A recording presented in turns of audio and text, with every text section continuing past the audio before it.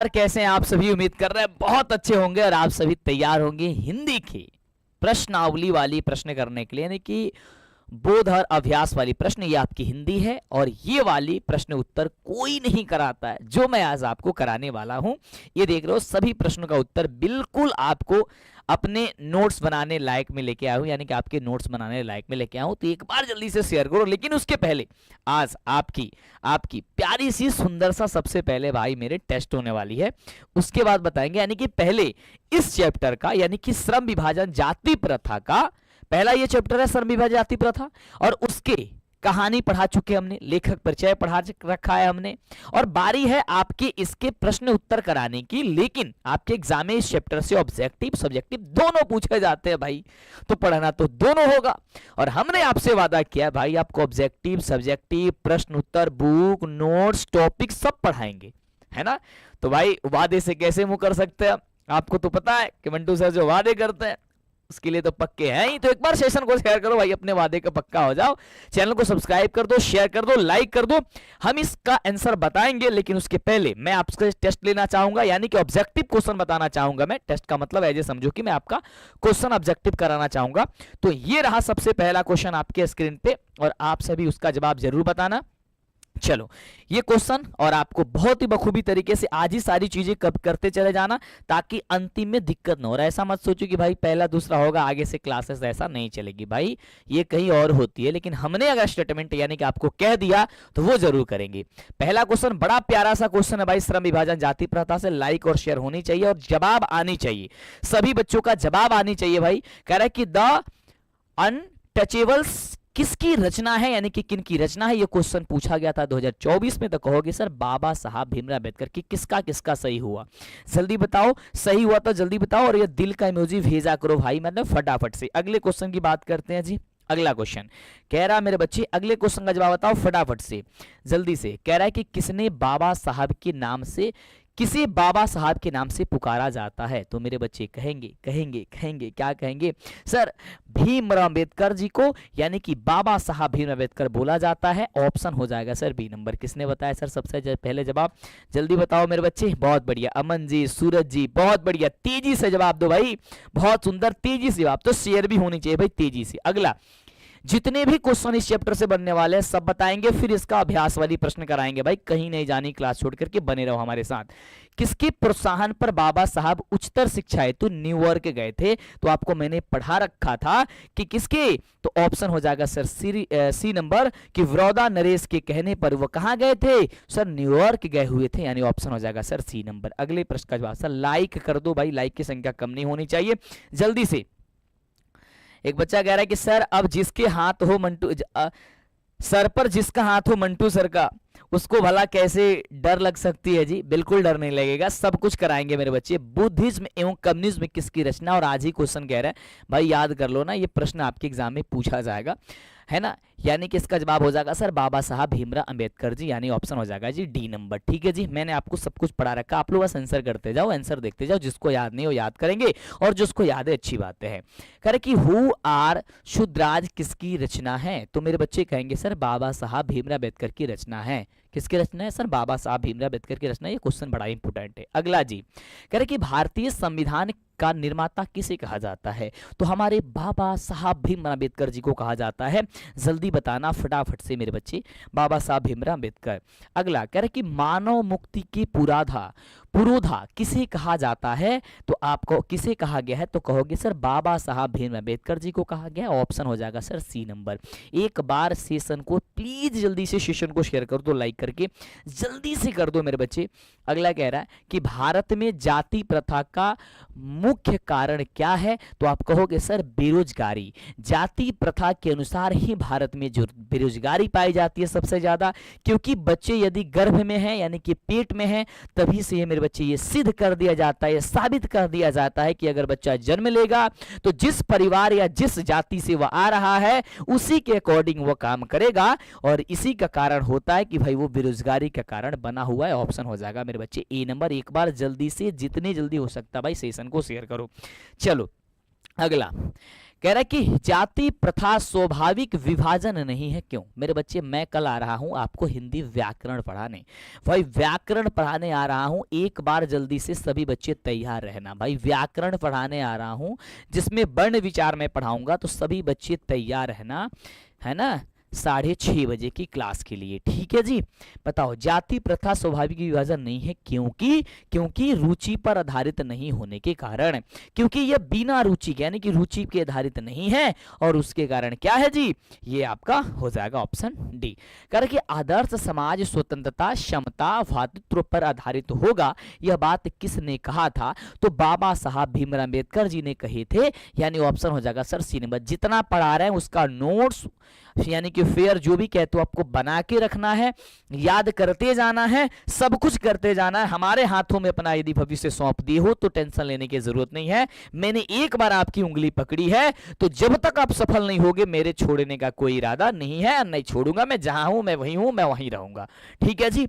अगला, डॉक्टर भीमराव अंबेडकर ने किस प्रथा को, आर्थिक पहलू को खतरनाक माना है, तो कहोगे सर जाति प्रथा को माना है। डॉक्टर अंबेडकर ने किसे, सर जाति प्रथा को।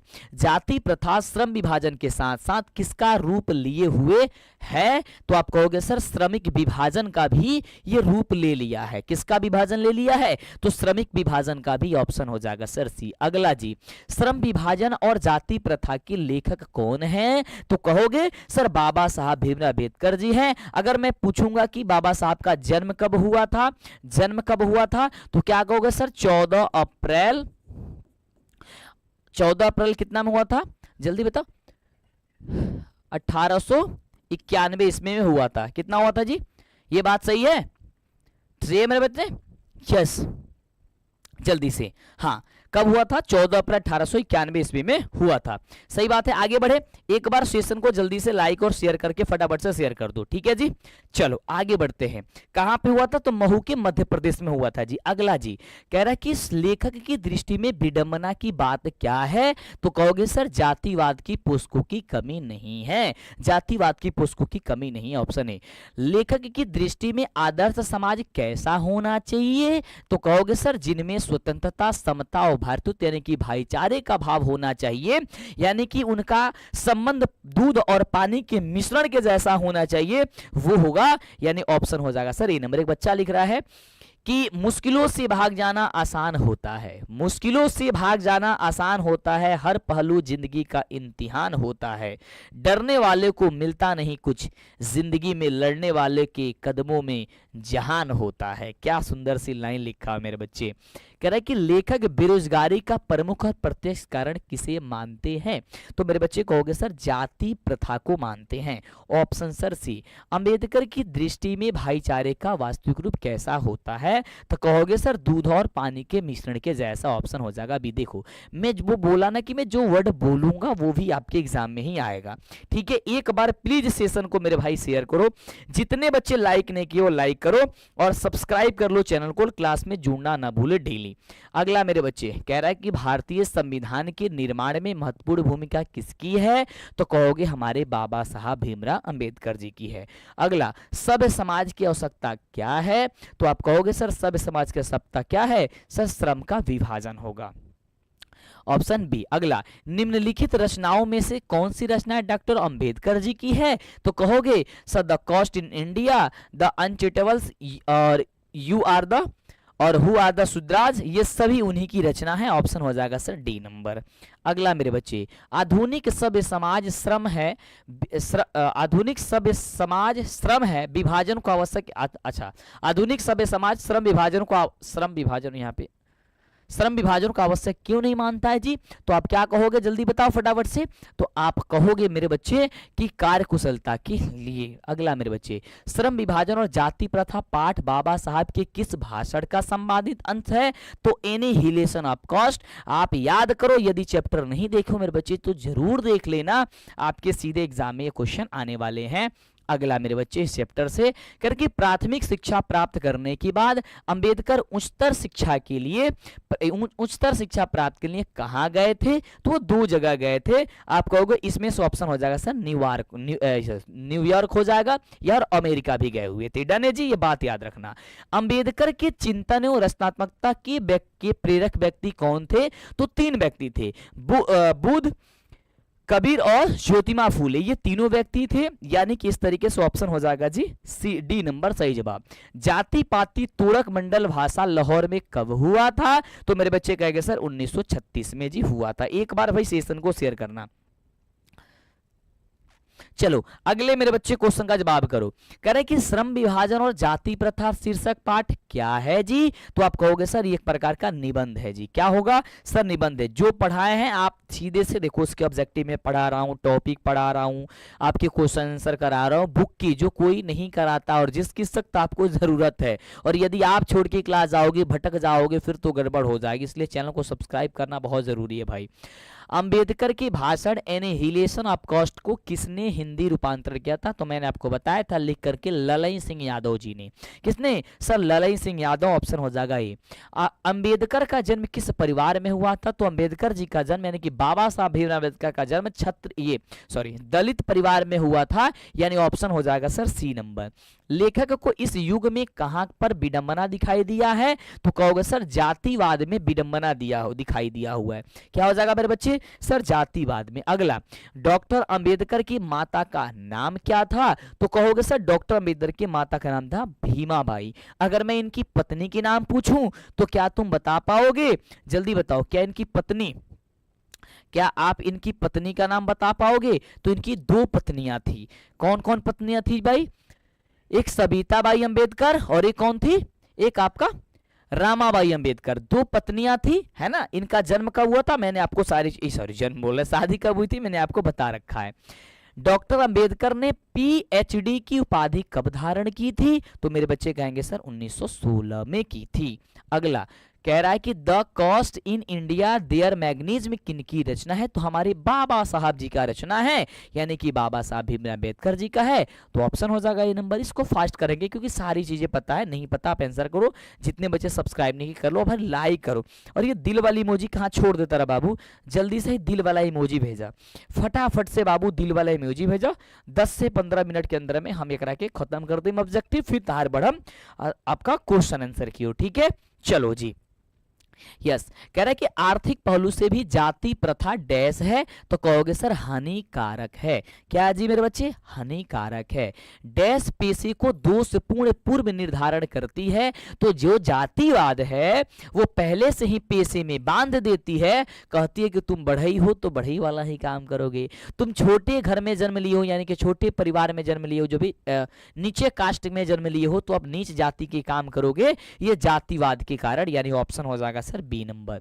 जाति प्रथा भारत में बेरोजगारी का एक कारण बनी हुई है। कैसी कारण बनी हुई है? तो प्रत्यक्ष और प्रमुख दोनों कारण बनी हुई है, इसलिए option number sir C number हो जाएगा। मूक नायक क्या है? तो मूक नायक आपका क्या है सर? एक पत्रिका होती है। मूक नायक क्या है जी मेरे बच्चे? तो कह रहा है सर पत्रिका होगा, ऑप्शन नंबर बी। अगला, डॉक्टर अंबेडकर की मृत्यु कब और कहां हुई थी? तो डॉक्टर बाबा साहब के अंबेडकर जो हुई थी वो दिल्ली में हुई थी और उनकी मृत्यु हुई थी 1956 ईस्वी में, और उनका जन्म हुआ था 14 अप्रैल, अभी आपको मैंने बताया कब हुआ था, 1891 ईस्वी में। तो जोड़ के मुझे बताओ कि अंबेडकर जी का जन्म और मृत्यु कितने सालों में हुई थी, जल्दी बताओ। अगला, डॉक्टर साहब भीमराव अम्बेडकर का जन्म कब हुआ था? अभी आपको बताया 14 अप्रैल 1891। देखो मैं जो बोल रहा हूं ना वो क्वेश्चन आपके एग्जाम में छपेंगे भाई, और ये क्वेश्चन आपके बुक में पहले चैप्टर में सारे के सारे इंपोर्टेंट है। अगला, डॉक्टर भीमराव अम्बेडकर का जन्म कहां हुआ था? तो मेरे बच्चे कहेंगे सर महू के मध्य प्रदेश में हुआ था जी। अगला, डॉक्टर अंबेडकर ने किस पत्रिका का संपादन किया था? तो डॉक्टर अंबेडकर ने जो है वो बहिष्कृत भारत, है ना। तो क्या हो जाएगा option number sir C number हो जाएगा। अगला जी, डॉक्टर अंबेडकर का वांग्मय हिंदी के कितने खंडों में प्रकाशित किया गया था? तो कहोगे लगभग 21 खंडों में प्रकाशित किया गया था जी। कितने खंडों में जी? तो 21 खंडों में प्रकाशित किया गया था। अगला, आधुनिक सभ्य समाज कार्यकुशलता के लिए किसे आवश्यक मानता है? तो कहोगे सर श्रम और विभाजन को मानता है, यानी ऑप्शन हो जाएगा सर ए नंबर।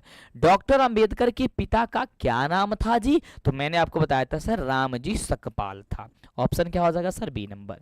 पूरे टोटल भाई मात्र आपके आपके आपके एग्जाम में या फिर यानी कि आपके बुक में पहले चैप्टर से चैप्टर नंबर 1 यानी कि क्लास 10th हिंदी चैप्टर 1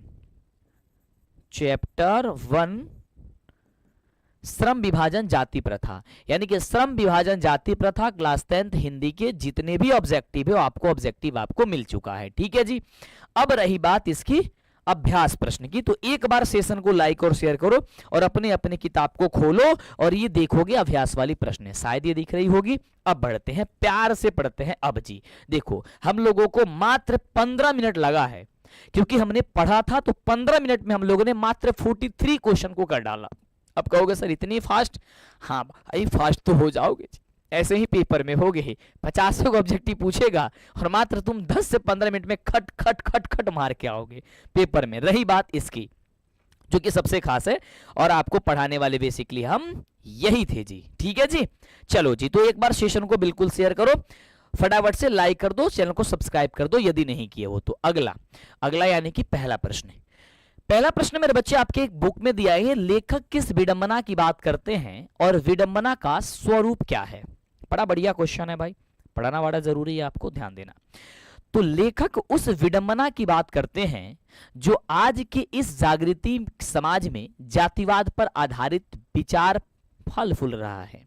यानी कहने का मतलब है, देखो मैं मतलब समझाते जाऊंगा, तुम आप ध्यान से सुनोगे ना तो आंसर आपको रटने की जरूरत नहीं होगी, याद कर लोगे। बार बार क्या तो सर आंसर रटना पड़ता है, तो रटना नहीं पड़ेगा, मेरे ध्यान से सुनो। कहने का मतलब है कि लेखक उस विडंबना की बात करते हैं जो आज की जागृति समाज में, यानी कि जो इस समय की जो समाज है उसमें जातिवाद पर आधारित विचार किए जाते हैं। हमेशा देखते हो पॉलिटिक्स में, राजनीतिक में, हर जगह जातिवाद का ही भावना है, किसी भी चीज में देखोगे जातिवाद की भावना चलती है। लेखक का कहना है कि इस युग में भी कुछ लोग भारत में जातिवाद के समर्थक बने हुए हैं, यानी कि जातिवाद को कुछ लोग ऐसे हैं कि जातिवाद को समर्थक कर रहे हैं, है ना, अपना समर्थन दे रहे हैं, हाँ कि ठीक है जातिवाद होना चाहिए भाई, ये हमारे जाति का तो इसे वोट दो, या हमारे जाति का तो ये काम कर दो, या फिर ये हमारे जाति का तो मैं इसका पक्ष से मैं बोलूंगा भले उसमें कितनी भी बुराई क्यों ना हो। ऐसी चीजें देखने को मिलती है। जो विश्व के किसी और समाज के जातिवाद आधारित श्रम विभाजन नहीं है। और इतना ही नहीं, इतना होने के बावजूद भी क्या करता है, जातिवाद जो होती है वो क्या करता है, इसका श्रम का विभाजन कर देती है। यानी कि आप इस जाति को तो यही काम करोगे, आप उच्च जाति को तो ये काम करोगे। आप ब्राह्मण जाति में जन्म लिए हो तो आप पंडित जी वाला काम करोगे, आपको सब कोई नमस्कार सलाम करेगा, भले आपको ज्ञान कुछ है या नहीं है उससे कोई मतलब नहीं है।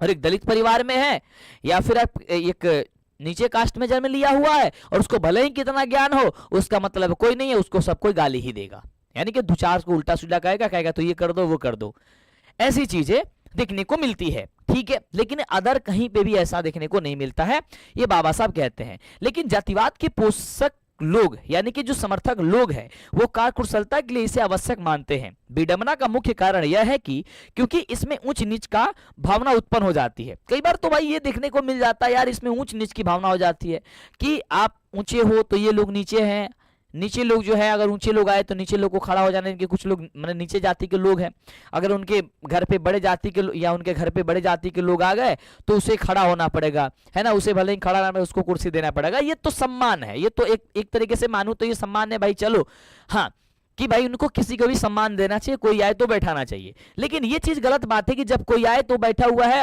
और रास्ते से भी जा रहा है तो वो खड़ा हो जाए, हाँ कि मैं सम्मान में खड़ा हूं, ये गलत चीज है ना जी। और ऐसा ना हो कि भाई आप बड़े जाति के हैं तो आपको कुर्सी मिलना चाहिए और छोटी सी जमीन पे बैठे, है ना, ये भी उचित नहीं है। मतलब देखो ये होता है कि देखो हम और आपका मिश्रण यानी कि एक दूध और पानी का मिश्रण तब हो जाएगा ना एक दूसरे को भाईचारे के रूप में, तब हम चल पाएंगे कि आप अगर नीचे बैठे हो तो हम भी नीचे बैठेंगे और आप उस ऊपर बैठे तो भी ऊपर बैठेंगे। अगर वहां पे व्यवस्थाएं नहीं है तो दोनों लोग खड़े हो सकते हैं और नीचे बैठना है तो दोनों लोग बैठ सकते हैं। लेकिन ऐसी जातिवाद में नहीं होती है, जातिवाद में क्या होती है भाई साहब, अगर आप नीचे जाति के हो तो आप नीचे ही बैठोगे, यहां उच्च नीच का भावना उत्पन्न हो जाती है और मनुष्य को जन्म से ही एक काम में बांध देती है और कहती है कि भाई जन्म से ही तुम इसी काम के लिए हो, दूसरा काम करने की आजादी नहीं है। यानी कि आप दलित परिवार में हो तो आप पंडित जी का काम कभी नहीं कर सकते, आप टीका होका या फिर पंडित जो है ना शादी विवाह नहीं करा सकते हो, समझ रहे हो, ये चीजों को पेशे में बांध देती है, सही है जी, जिसके कारण उसकी रुचि और क्षमता का हनन हो जाता है। मान लो कि कोई व्यक्ति है और उसकी रुचि है कुछ और करने का, लेकिन उसके जातिवाद के कारण क्या है भाई, वो फंस जाता है, उसी चुंगल में रह जाता है। जातिवाद, जाति जो होती है उसको ये आजादी ही नहीं देती है कि तुम वो दूसरा काम कर सकते हो, तो ये गलत बात है। विडंबना का स्वरूप यही है कि समाज को श्रम के आधार पर वर्ण व्यवस्था को अस्थायी बना दिया गया है। यानी विडंबना का बात यही है। विडंबना का मतलब क्या होता है जी, मैंने आपको बताया था, बड़ा आश्चर्यचकित बात है ना, बड़ा खराब बात है ये, है ना, ये होता है। तो ये चीजें आपको पेपर में आएगा या फिर जहां पे भी इसका प्रश्न उत्तर आप लिखोगे, आप इजीली आप इसे आसानी से लिख लोगे। एक बार दिल का इमोजी भेज दो मेरे बच्चे फटाफट से, यदि ये प्रश्न का उत्तर समझ में आ गया तो। मैं ज्यादा समय नहीं लूंगा, ज्यादा समय लगेगा भी नहीं, ठीक है जी।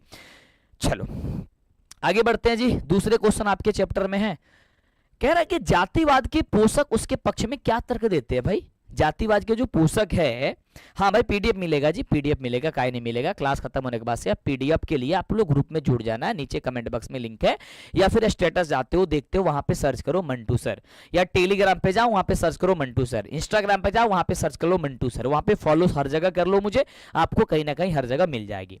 चलो जातिवाद की पोषक उसके पक्ष में क्या तर्क देते हैं जी, तो लिखना, जातिवाद की पोषकों का कहना है कि कर्म के अनुसार जाति का विभाजन हुआ था, इस विभाजन से लोगों में वंशागत व्यवसाय में निपुणता आती है।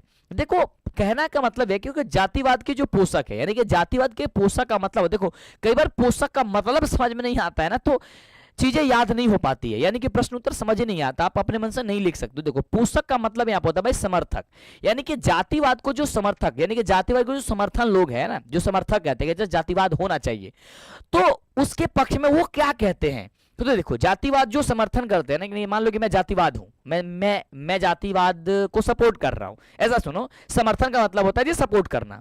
तो जातिवाद के जो समर्थक है, यानी कि जो सपोर्टदार हैं, वो ये बात कहते हैं, देखो जी अगर उस जाति से है तो वो वही उसी जाति वाले काम करे। मान लो बढ़ई जाति के तो बढ़ई वाला काम इसलिए करेगा क्योंकि उनके पिताजी बढ़ई का काम करते थे ना, तो अगर वो करेंगे ना तो उनका वंश के अनुसार, यानी कि उनके माता पिता का गुण उनके अंदर होगा, तो वो कार्य को अच्छा करेंगे। जैसे एज ए एग्जाम्पल, मैं एक शिक्षक हूं और मैं बोल पा रहा हूं, मैं पढ़ा पा रहा हूं, तो मेरा यदि बेटा या मेरा संतान होगा, है ना, तो यदि उसको शिक्षक का काम दिया जाए तो शायद वो अच्छा कर सकता है। इसलिए कर सकता है क्योंकि उनके पिताजी किए हुए हैं, तो यानी कि उनका गुण इसमें गया हुआ है। तो इसी प्रकार जातिवाद जो लोग हैं वो इसी प्रकार से ये बात कहते हैं कि भाई साहब उससे वही काम करने दो। लेकिन ये बात तो सही है कि ठीक है चलो वो काम करने दो। जैसे डॉक्टर का बेटा क्या है, वो सोचता है मैं डॉक्टर बनूं, और वो बनता है तो अच्छा ही करता है, ये भी बात सही है। तो जातिवाद के पोषक जो है ना, यानी कि जातिवाद को जो समर्थक, जो सपोर्टदार है, वो ये बात कहते हैं। लेकिन ये कुछ हद तक ही सही होता है यार, हर हद, पूरी हद तक सही नहीं है। क्योंकि मान लो कि मैं शिक्षक हूं और मेरा बेटा जन्म लिया और उसको क्या है ना शिक्षक नहीं बनना है, उसको रुचि नहीं लग रही है, भले वो बेहतर कर सकता है नहीं, कोई भविष्य की बात है, उस पर डिपेंड करता है, उसको किसी दूसरी चीज में दिलचस्पी है, तो उसको आजादी होनी चाहिए कि चल भाई जाओ, अगर तुमको नहीं बनना है तो तुम दूसरा कार्य कर लेना, ठीक है, या तुमको जो अच्छा लग रहा कर लो, ये आजादी होनी चाहिए। लेकिन जातिवाद इसकी आजादी नहीं देता है, जिसके कारण बेरोजगारी हो जाती है। अब मान लो कि कहा जाए कि तुम मेरे शिक्षक हो, मेरा बेटा उसको शिक्षा की बननी है, मैं कहूँगा तुमको शिक्षा की बनना, उसको मन ही नहीं लग रहा है, तो क्या बताओ कि वो अच्छा शिक्षक बन पाएगा? वो तो जबरदस्ती काम को टालेगा, यानी कि काम को टाल मटोल कैसे भी खींच के लेके चलेगा, क्योंकि मेरी जबरदस्ती उस पर प्रेशर रहेगी। समझ रहे हो इस बात को? तो इस बात को बड़ी भली भांति से समझना होगा। तो बाबा साहब भीमराव अम्बेडकर जी इसी बात पे बड़ा जोर दिए और इसको समझाए। अर्थात कहने का मतलब है कि कार्य कुशलता में वृद्धि होती है, लेकिन आधुनिक सब समाज कार्य कुशलता के लिए श्रम विभाजन को क्या है भाई आवश्यक मानते हैं। ठीक है जी, चलो अब ये प्रश्न का उत्तर आप इस तरीके से लिखोगे। कहने का मतलब ये होगा कि अगर उसमें कार्य कुशलता में वृद्धि होती है, यानी कहने का मतलब कार्य कुशलता में वृद्धि का मतलब क्या है भाई, वो अच्छे से कार्य कर सकता है, जो भी आपको अभी मैंने समझाया तो वही एज इट इज वही है ना, कार्य कुशलता में वृद्धि होती है, लेकिन आधुनिक सब समाज कार्य कुशलता के लिए श्रम विभाजन को आवश्यक मानते हैं। तो ये क्वेश्चन आप एग्जाम में लिख दोगे, या सॉरी आप नोट्स फेयर बना लोगे और एग्जाम में आएगा तो लिख दोगे। अगला क्वेश्चन है कि जातिवाद के पक्ष में दिए गए तर्कों पर लेखक की प्रमुख आपत्तियां क्या है। अब देखो जब ये जातिवाद की बात आती है, जब मेरे बच्चे ठीक है, समझ में आ रहा है जी? यस, एक बार समझ में आ रहा तो दिल का इमोजी भेजो, मजा आ रहा तो दिल का इमोजी भेज दो भाई फटाफट से। अच्छा ये चीज ध्यान से सुनना, ठीक है। कह रहा है कि जातिवाद के पक्ष में अगर ये मैंने तर्क दिया कि भाई चलो जातिवाद है और जातिवाद की वजह से ऐसा इसलिए कर पाते हैं क्योंकि जातिवाद इसलिए किया जाता है कि अगर उस जाति से आ रहे हो और उनके पिताजी जो कार्य किए हैं और उसी कार्य को यदि उसके बेटे को सौंपा जाता है तो शायद वो अच्छे से निभा सकते हैं क्योंकि उनका गुण है उसके अंदर, ठीक है। लेकिन जब यह कहा गया कि भाई साहब ये बात इसलिए कहा जा रहा है क्योंकि वो अच्छे से कर सकता है, तो लेखक की क्या आपत्तियां है, लेखक यानी कि बाबा साहब भीमराव अम्बेडकर की, तो अपना आपत्ति दर्ज क्या करते हैं उसको भी ध्यान से सुनना होगा। तो लेखक जी कहते हैं, लेखक जी कहने का मतलब क्या, बाबा साहब भीमराव अम्बेडकर जातिवाद के पक्ष में दिए गए तर्क जो है, तर्क पर लेखक का कहना है, तब लेखक कह पाते हैं कि जाति प्रथा श्रम विभाजन का स्वाभाविक विभाजन नहीं है। कहते हैं कि स्वाभाविक विभाजन नहीं है क्योंकि यह श्रम विभाजन के साथ साथ श्रमिकों का भी विभाजन कर देती है। बाबा साहब कहते हैं कि स्वाभाविक इसलिए नहीं है क्योंकि श्रम विभाजन के साथ साथ श्रमिकों का भी विभाजन कर देती है, यानी कि यह मनुष्य को जन्म के साथ ही किसी काम धंधे में बांध देती है और जिसके कारण मनुष्य अपनी रुचि और क्षमता के अनुसार कोई काम का चुनाव नहीं कर सकता है। और कहता है सॉरी, और कहा जाता है कि तुम इस जाति के हो तो ये इसी जाति के काम करोगे, इसके अलावा तुम दुनिया में कोई भी काम नहीं कर सकते हो, ठीक है। तो एक पेशे में बांध देती है जिसके अनुसार उसकी क्षमता के अनुसार या फिर उसकी रुचि के अनुसार वो काम को नहीं करना यानी वो नहीं कर पाता या उसका चुनाव नहीं कर पाता है।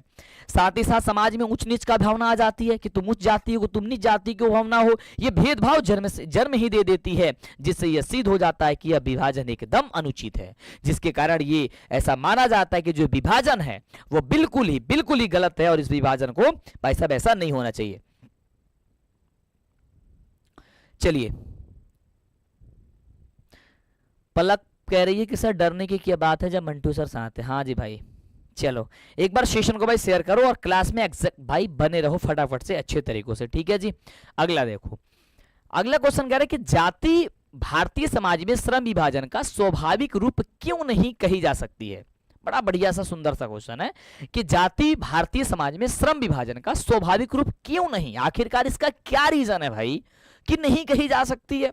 तो ध्यान से सुनना, जातिवाद के पक्ष में दिए गए तर्कों पर लेखक का कहना है सेम वही बात कि जाति प्रथा श्रम विभाजन का स्वाभाविक रूप इसलिए नहीं है क्योंकि यह श्रम विभाजन के साथ साथ श्रमिकों का भी विभाजन कर देती है। एग्जैक्ट वही आंसर इसमें भी वही होगा, दोनों का प्रश्न का उत्तर एग्जैक्ट लिख दोगे वही होगा क्योंकि बात तो वही कह रहा है, जिससे मनुष्य को जन्म के साथ किसी काम धंधा में बांट देती है, यानी कि बांट देती है या फिर बांध देती है, जिसके कारण मनुष्य अपनी क्या है रुचि और क्षमता के अनुसार उस काम को नहीं चुन पाता है या चुनने की उसको आजादी नहीं दिया जाता है। कहा जाता है कि तुम इस जाति के हो तो इसी जाति के तुम काम करोगे। सही बात है, यहां तक मैं समझ पा रहा हूं, मैं नहीं आप समझ पा रहे हो जी सर। साथ ही समाज में उच्च नीच का भी भावना भेदभाव भी उत्पन्न हो जाता है, जिससे यह सिद्ध होता है कि जाति प्रथा एक स्वाभाविक विभाजन नहीं है। और ये प्रश्न आएगा पेपर में या फिर आपको नोट करना है फटाफट से आप इसको नोट कर सकते हो। एक बार सेशन को प्लीज शेयर करो, ठीक है जी। चलो आगे बढ़ते हैं जी अगले क्वेश्चन की ओर।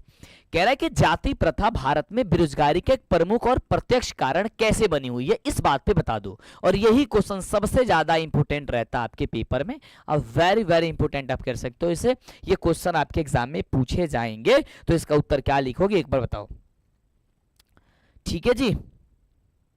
डन है सर, इंग्लिश का क्लास कब चलेगा जी। मंटू सर के आगे कोई बोल सकते बेरे, अरे भाई साहब ये कौन सा वर्ड का यूज कर रहे हो यार। चलो तो देखो क्वेश्चन है कि जाति प्रथा भारत में बेरोजगारी का एक प्रमुख और प्रत्यक्ष कारण कैसे बनी हुई है, ये क्वेश्चन पूछा जाएगा। यानी कहने का मतलब है कि जो जाति प्रथा है वो भारत में बेरोजगारी का कैसे कारण बनी हुई है, आखिरकार इसका क्या रीजन है, इसके बारे में तो लिखोगे कि जाति प्रथा मनुष्य को जीवन भर के लिए एक पेशे में बांध देती है। क्या करती है, ये पेशे में बांध देती है, कहती है कि तुम इस जाति के हो और इसी जाति का काम करोगे जी। उसे कोई अन्य पेशा चुनने की बिल्कुल ही अनुमति नहीं दिया जाता है, भले ही उस पेशे में रुचि रखता हो अथवा नहीं रखता हो। मान लो कि अगर बढ़ई का बच्चा है या फिर आपके दलित परिवार का बच्चा है, या फिर आप मिठाई बनाने वाले का बच्चा है, या हजाम का बच्चा है और उसको हजामती करने का मन नहीं लग रहा है, तो जबरदस्ती कराओगे तो बाल सही से नहीं काटेगा। लड़कियां जाएंगी बाल वाल कटवाने, उसे सही करवाने, ठीक करवाने, तो फिर तो गड़बड़ कर ही देगा जी, है ना। या लड़के का जो होगा स्टाइल तो गड़बड़ हो ही जाएगा समझ रहे हो। तो इसलिए जो है ना वो रुचि पर आधारित नहीं होती है, तो कान टाल मटोल वाला करेगा। वही एग्जाम्पल समझाएंगे, मान लो कि मैं किसी डॉक्टर का लड़का है ना, और उनके पिताजी डॉक्टर है। अब उसको पिताजी कहे कि तुमको डॉक्टर बना, उसको रुचि नहीं है, तो बताओ इंजेक्शन लगाने जाएगा तो लगाने को नस में लगा देगा भाई, मांस में समझ रहे हो, तब तो हो गया गड़बड़ जी। ठीक है। इस आधुनिक युग में उद्योग धंधों की प्रक्रिया और तकनीक में भी निरंतर विकास होने के कारण कभी कभी पेशे में भी अचानक से परिवर्तन हो जाते हैं। मान लो कि आपके नीचे मान लो कि छोटे जाति के लोग हैं और उसको बोला जाता है क्या चीज, तुम किसी का मजदूरी ही करोगे। ठीक है, ठीक है भाई, मजदूरी करेंगे। मजदूरी कितने दिन करोगे, पता चला तकनीक आई यानी टेक्नोलॉजी आई और उस मजदूरी को खत्म कर दिया। जैसे मान लो आज देखो भाई एआई आया। एआई के मतलब समझ रहे हो आप, आर्टिफिशियल इंटेलिजेंट एआई आया हुआ है। अब जैसा तुम कहोगे जो काम वो तुरंत कर दे रहा है। तुम कहोगे कि हमें सुंदर सी कन्या का फोटो निकालनी है, वो सुंदर सी कन्या का फोटो निकाल दे रहा है। कह रहे हो कि मुझे ये चीज बना के मुझे दे दो, या इस पे मुझे टेक्स्ट लिख के दे दो, या मुझे ये कहानी सिखा समझा दो, तो वो तुरंत ही दे रहा है। गूगल पे जाओ, कहो मुझे ये चाहिए, वो दे रहा है।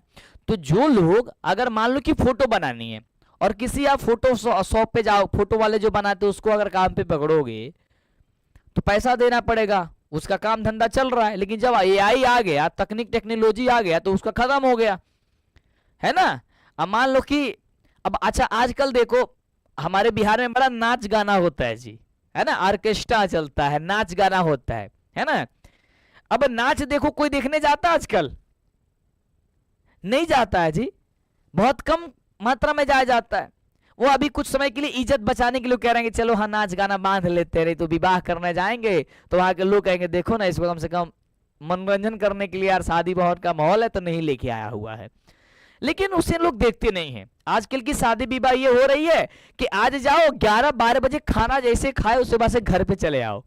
पहले के ये जमाने में, पहले का जमाने क्या कुछ समय की पहले की बात है, जब ये इंस्टाग्राम और रील्स वाली बातें नहीं चली हुई थी और इंस्टाग्राम वाली या फिर टिकटॉक आया करता था, टिकटॉक तो बैन हो गई, ये सब नहीं आया करता था। उसके पहले की बात अगर करें यानी कि आज से मात्र ठीक 10-15 साल पहले, 10-15 साल पहले की बात कर ले रहे हैं, मात्र 10-15 साल पहले की बात कर रहे हैं, यानी कि 2010 के पहले की बात।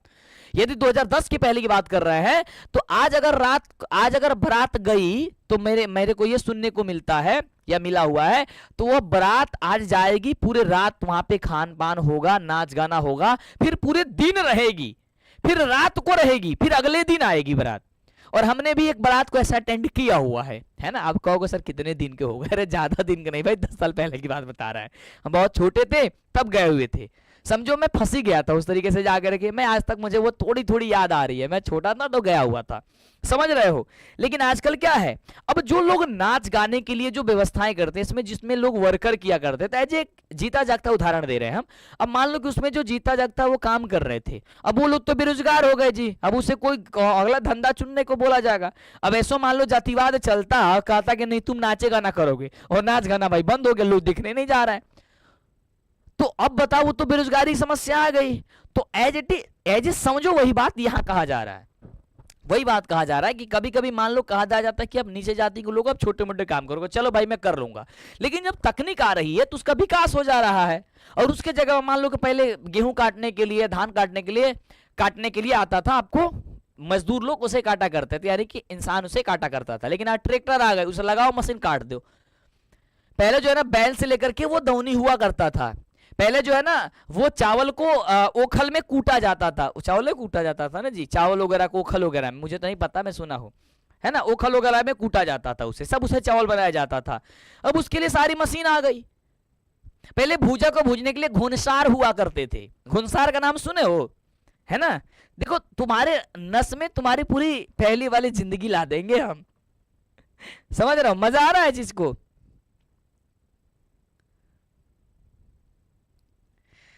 समझ में आ रहा हो। तो इस तरीके की चीजें को आप देख रहे हो आजकल सारी चीजें। अब आजकल जो है ना जो भूजा भूजते हैं, आजकल पहले घुनसार हुआ करती थी, अब वो खत्म हुआ, फिर लोग जो है ना उसको ऐसे भूजने के लिए भूजना चालू किया, अब मशीन आ गई है, अब मशीन में डालो भूजा भूज करके दे देगा, हो गई काम भाई आपकी। अब तो जो लोग उसमें काम करते तो बेरोजगार हो गए। ठीक है जी, वही बात कह रहा है यहाँ पे। इस स्थिति में व्यक्ति को पेशा बदलना अनिवार्य हो जाता भाई, अब तो पेशा बदलना पड़ता है। लेकिन जातिवाद जो है ना, यानी कि जाति प्रथा के कारण पेशा बदलने की बिल्कुल अनुमति नहीं दिया जाता है। भले तुम भूखे मरो चाहे कुछ भी हो, लेकिन तुम काम करोगे तो यही करोगे भाई। क्या होगा ये, इससे जीवन जो है ना वो पूरी तरीके से खत्म हो जाएगा, यानी कि और भूखमरी तथा बेरोजगारी की समस्या इसमें आकर के खड़ी हो जाती है जी। इस प्रकार जाति प्रथा भारत में बेरोजगारी का प्रमुख और प्रत्यक्ष कारण क्या है वह बनी हुई है। तो ये प्रश्न आएगा, तो मुझे ऐसा नहीं लग रहा कि आप बिना लिखे चलाओगे भाई, आसानी से लिख के बहुत ही सुंदर ढंग से आ जाओगे। ठीक है जी, चलो छठे नंबर क्वेश्चन कह रहे कि लेखक आज के उद्योगों में गरीबी और उत्पीड़न से भी बड़ी समस्या किसे मानते हैं और क्यों मानते हैं। यह क्वेश्चन बहुत इंपॉर्टेंट है, इससे ध्यान से देखना। तो लिखोगे कि लेखक आज के उद्योगों में गरीबी और उत्पीड़न से भी बड़ी समस्या जाति प्रथा को मानता है। किसको मानते हैं जी, जाति प्रथा को। इसका कारण यह है कि इस प्रथा में व्यक्ति की रुचि तथा क्षमता की अपेक्षा उपेक्षा की जाती है और व्यक्ति स्वेच्छा से कोई दूसरा पेशा अपना सकता है ना, सॉरी अपना नहीं सकता है, यानी कि वह नहीं अपना सकता है। फलतः अरुचि और विश्वसता बस काम करने के कारण व्यक्ति की क्या है, कार्य क्षमता घटने लगती है और काम करने में मन नहीं लगता है। वही जबरदस्ती वाली काम कराई जा रही है, उसे मन लगेगा नहीं, जिसके कारण वह दुर्भावना से ग्रस्त होकर के टाल प्रवृत्ति का हो जाता है, यानी काम लो ना टाल देते हैं, क्या कर रहे हैं जी, ये कर रहे हैं जी, वो मैंने बहुत सारी चीजें। ठीक है जी, ऐसा बोलने लगता है या काम करने लगता हो। अतः इससे स्पष्ट होता है कि आर्थिक दृष्टि से भी जाति प्रथा क्या है, हानिकारक हो चुकी है। ठीक है, इस प्रकार से ये आर्थिक दृष्टि से भी क्या है सर, जाति प्रथा हानिकारक है। तो लेखक सबसे आज के जो उद्योग है, यानी कि फैक्ट्री में जो उद्योग धंधे हैं, उससे भी गरीबी और उत्पीड़न से भी बड़ी समस्या किसे मानते हैं भाई, जाति प्रथा को। तो जाति प्रथा को मानते, आप आएगा एग्जाम में आप लिखोगे। अगला प्रश्न कह रहे कि लेखक ने पाठ में किन पहलुओं से जाति प्रथा को एक हानिकारक प्रथा के रूप में दिखाया। तो लिखोगे कि लेखक ने पाठ में जिन प्रमुख पहलुओं से जाति प्रथाओं के हानिकारक प्रथा के रूप में वर्णन किया है, वे कुछ निम्न प्रकार के हैं। जैसे पहले ही बात करते हैं, तो जाति प्रथा पर आधारित श्रम विभाजन स्वाभाविक नहीं है, क्योंकि यह श्रमिकों में भेदभाव पैदा कर देती है। इस प्रकार या इस विभाजन से ऊंच नीच का भेदभाव उत्पन्न हो जाता है, जिससे सामाजिक एकता क्या होता है सर, दुष्प्रभाव हो जाता है जी। ठीक है, हाँ सूरज कुमार लिख रहे हैं कि फूल है गुलाब का सुगंध लीजिए। अच्छा जी, कैसे है मंटू सर का मजा लीजिए, मंटू सर का पढ़ाई का मजा लीजिए। अच्छा जी, चलो जी आगे बढ़ते हैं।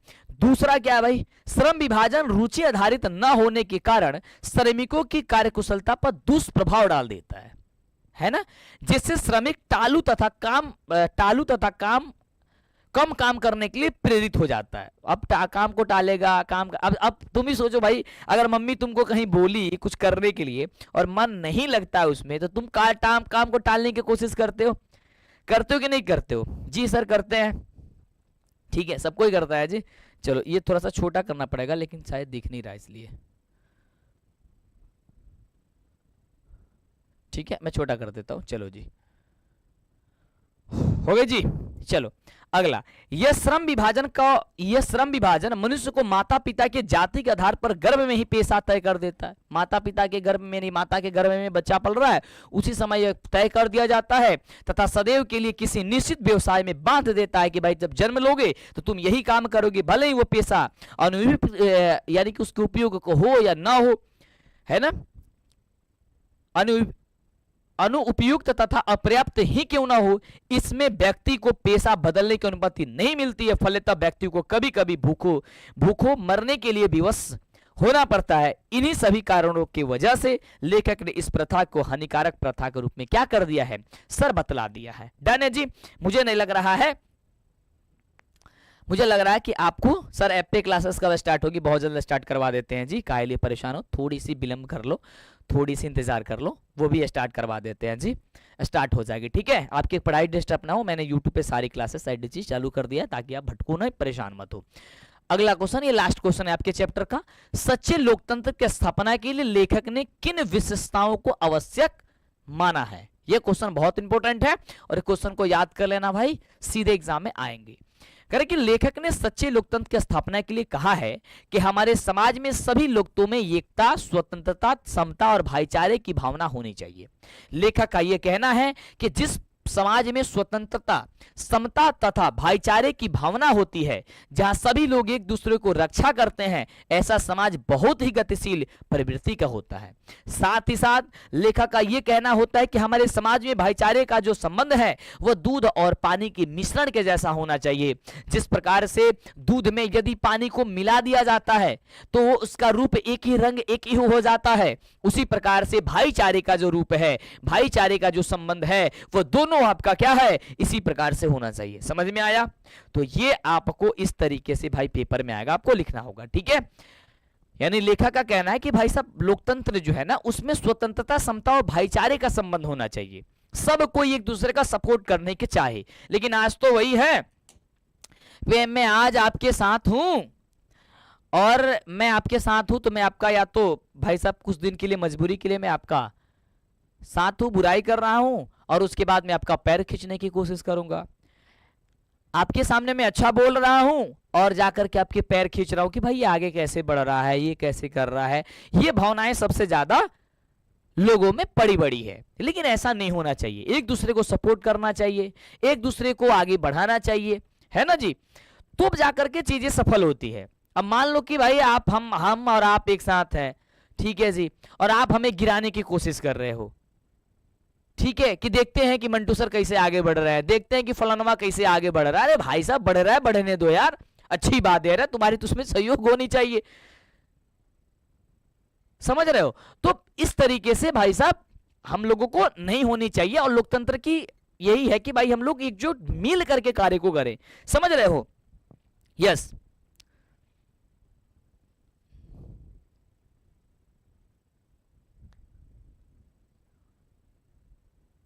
हाँ, एक अच्छी, बहुत बढ़िया सुंदर सी लाइन है।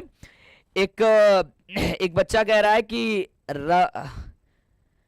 एक सवाल है सर, होलिका अच्छी थी या बुरी थी? अगर बुरी थी तो पूजा क्यों करते हैं, और अच्छी थी तो जलाते क्यों हैं? बड़ी अच्छी सवाल है भाई।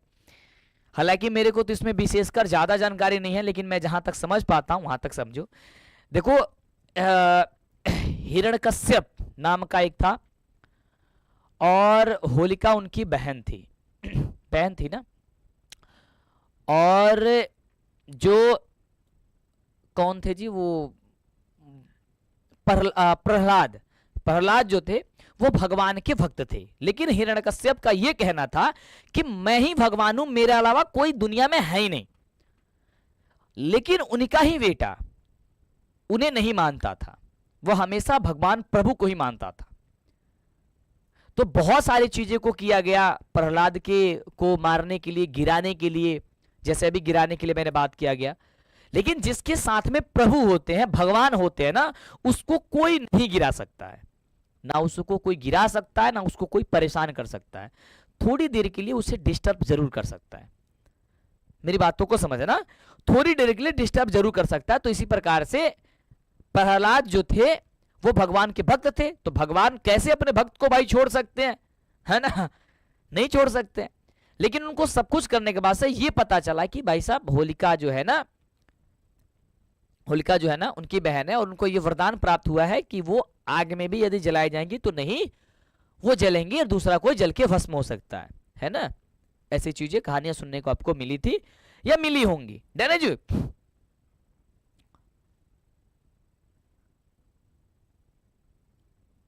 ठीक है जी, समझ रहे हो? तो वहां पे प्रहलाद को जो है ना वो जलाने की कोशिश की, तो इसमें भाई बुराई है ना, इसमें बुराई है, तो इसलिए उसको क्या है भाई, जलाई जाती है। ठीक है जी, तो होलिका दहन मनाई जाती है, यानी कि होली के एक दिन पहले, और उसके बाद होली मनाई जाती है। ठीक है, और वृंदावन में सबसे खूबसूरत सी होली होती है। ठीक है जी, बाकी मुझे ज्यादातर इसके बारे में विशेष जानकारी नहीं है, जहां तक था मैंने आपको बताया। और मुझे लग रहा है कि ऐसा आपको पता जरूर होगा।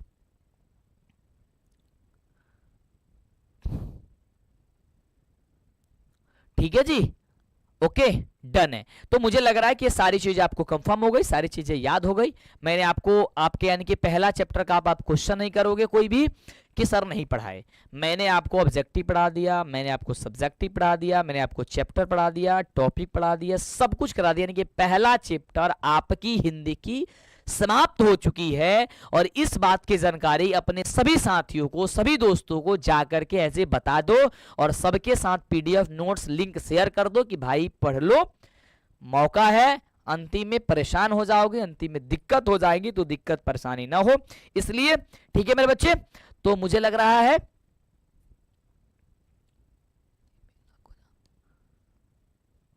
ठीक है जी, पीडीएफ अभी जस्ट इसके बाद मिल जाएगी ग्रुप में। तो टेलीग्राम से जुड़ जाओ, व्हाट्सएप से जुड़ जाओ, लिंक डिस्क्रिप्शन में आपको हम दे देते हैं, नहीं तो आप सर्च करोगे मंटू सर तो आपको वहां पे मिल जाएगी। ठीक है मेरे बच्चे, thank you so much, love you, take care, bye मेरे बच्चे। मैं मिलता हूँ अगले वाली क्लास में, अगले वाली सेशन में। इसके बाद कल यानी कि व्याकरण वाली क्लास में मिलूंगा।